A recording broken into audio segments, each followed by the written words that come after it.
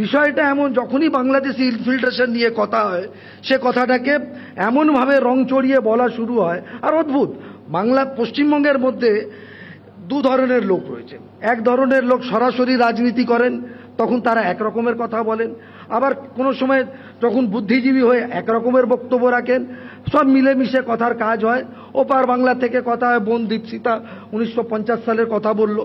কেন 1950 সালে আসতে হলো এ প্রশ্ন কেউ বলবে না, বলবে 1947-এ এসছি, 50-এ এসছি, 71-এ এসছি, কেন আসতে হয়েছে এ কথা কেউ বলে না। কোন কারণে বাংলাদেশ থেকে এপারে হিন্দুদের আসতে বাধ্য করা হয়েছিল সেই পরিস্থিতি নিয়ে কেউ আলোচনা করবে না।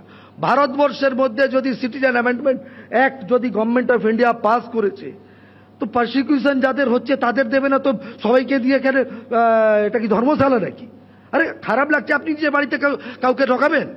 পাশের বাড়ি একটা লোক কষ্টের মধ্যে আছে, তাকে একদিনের জন্য থাকতে দেবেন? দেশের বেলায় একরকম বিচার, নিজের বাড়ির বেলায় একরকম বিচার, এ দ্বিচারিতা হওয়ার উচিত নয়।